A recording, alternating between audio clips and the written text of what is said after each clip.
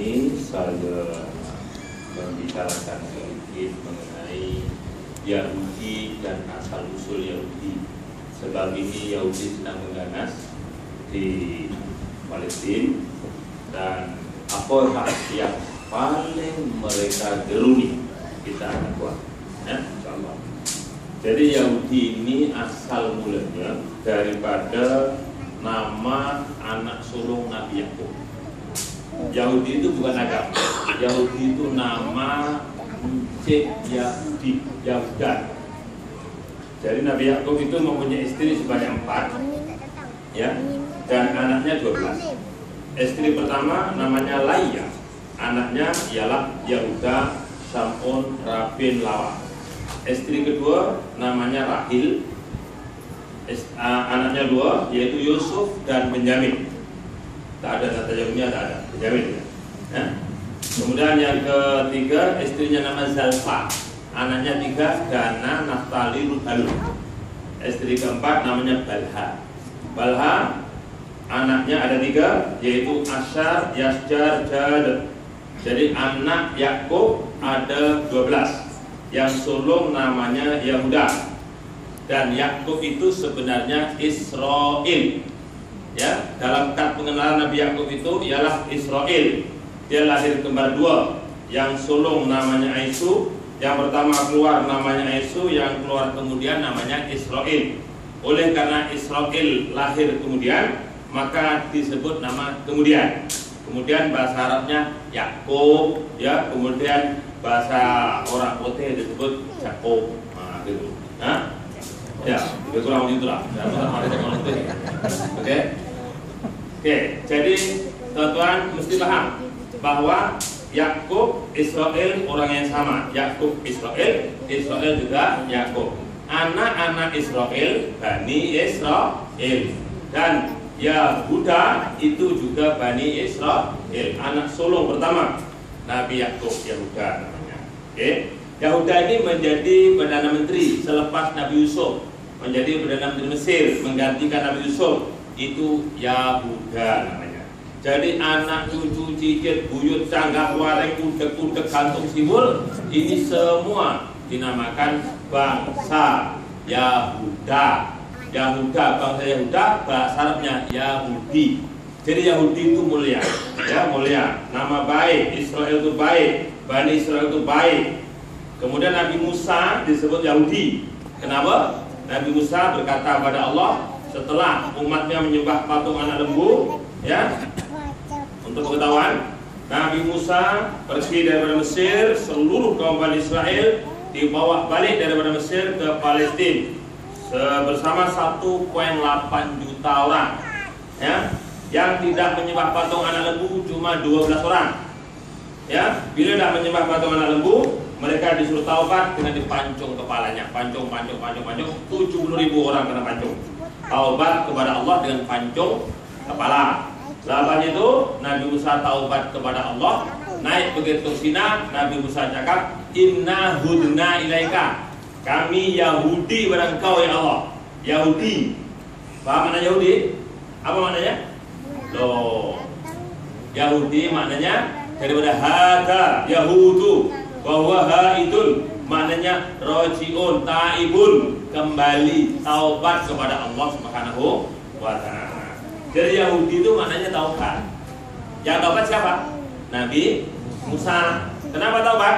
Karena umatnya sembah patung anak. Yahudi, Yahuda, Bani Israel, Israel ini semua baik-baik belaka. Awas, jangan diambil satu sebutan kemudian diterbitkan. Sudah. Kalau disebut satu sebutan saja, Ustaz Amdan kata Yahudi baik, Israel baik, Bani Israel baik, itu baik. Ya. Kemudian yang ada pada hari ini, Israel yang ada pada hari ini adalah saki-baki daripada mangsa kekejaman Hitler dalam perang dunia kedua dulu. Tonton lebih maklum sejarah ini, maka mereka diberikanlah negeri di Palestina, dan negeri itu dirasmikan oleh Tuan-Tuan Al-Maklum. Siapa merasmikan? Tahu tak? Dong. Yang merasmikan ya tidak ada lain kecuali Pak Arab sendiri, ya, pakai sebut nama lah. Nah, itu sudah Al-Maklum. Baik. Jadi mereka yang menggelar dirinya sebagai Yahudi, Israel, Bani Israel ini semua nama ciptaan, bukan nama sebenar. Bukan mereka itu orang Yahudi betul, bukan. Yahudi itu dulu baik. Yang mereka ini adalah lalun-lalun yang menamakan dirinya sebagai Yahudi dan Israel. Tak kena mengena. Oke? Sekarang kalau ada pertanyaan, siapa yang membuat Masjidil Aqsa? Jawabannya ialah Israel, betul. Tapi yang maksud Israel itu ialah Nabi Daud, bapak kepada Nabi Sulaiman. Nabi Daud membuat Masjidil Aqsa setinggi badan kita. Kemudian Nabi Daud meninggal dunia dan diteruskan oleh anaknya Nabi Sulaiman. Ketika itu umur Nabi Sulaiman baru 17 tahun, meneruskan pembinaan masjid yang terkendala di zaman Nabi Daud ayahnya. Oke.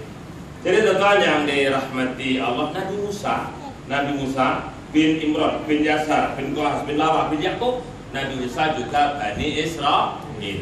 Ya. Oke, apa yang mereka takuti? Apa yang ditakuti oleh Israel? Yang ditakuti ialah apabila kita sholat subuh berjamaah. Nah, itu makanya kita kena hidupkan sholat subuh berjamaah. Dah pakaian rasmi, dah pakai apalah yang patut, singgah sini sholat jamaah, kemudian pergi. Itu rasanya lebih baik. Ya, minum nanti pukul 10. Pagi tak main minum dulu. Pagi-pagi mendengar kuliah subuh. Ya, kuliah subuh sekarang dah hampir dapat satu juzuk yang ke-30. Lepas itu kita mulai dari juzuk pertama dan kita jaga akan khatam pada tahun 2068 nanti insyaallah. Ya, untuk kuliah subuh itu. Ya. Dan satu hari cuma berapa? 2 ayat, 3 ayat, 1 ayat, tidak sendirilah. Kalau Al-Qur'an ada 6.600 lebih ayat, berapa lama akan datang? Ya. Jadi teman-teman yang dirahmati Allah, satu lagi, sholat kita, kalau kita punya sholat yang khusyuk, ini menggerunkan kepada musuh sebenarnya. Dan cuma kita sholat khusyuk ini susah sekarang, sebab mata kita bebas memandang, telinga kita bebas mendengar. Akhirnya apa yang kita dengar, apa yang kita lihat, semua masuk dalam hati. Hati kita macam-macam. Jadi bila hati kita macam-macam, kita tengah sholat, hati kita tadi yang macam-macam akan timbul. Ya, macam mana Brazil boleh kalah, semua akan timbul. Nah, dalam hati kita. Pasal apa? Pasal sudah ada rakaman di dalam hati kita. Apa yang kita lihat, apa yang kita dengar akan terkesan dalam hati, ada rakaman dalam hati. Rakaman akan mudah timbul. Jadi untuk mengelakkan itu, satu cara. Kita kembali pada ajaran Rasulullah SAW. Semasa sholat kita, semasa sholat berjamaah, ya, kita semasa imam sudah takbir, kita takbir bersama. Jadi Allahu Akbar imam, kita punya makmum takbir bersama Allahu Akbar. Lepas itu bila imam rukuk sudah sempurna Allahu Akbar, makmum baru bergerak rukuk Allahu Akbar. Bila i'tidal, imam dah sami Allahu liman hamidah, makmum baru bangun Rabbana walakal hamdu. Yang akhirnya sujud. Sujud itu panjang. Saya dapati di sini sembahyang belum profesional. Ya. Belum macam inilah. Kalau kita mengambil lesen dulu, kita memandu kereta, sebelahnya ada pegawai JPJ, betul? Mengesahkan panduan kita. Setelah kita layak, maka pegawai JPJ akan merekomendasikan kita untuk mendapatkan lesen. Itu. Jadi nampaknya lah.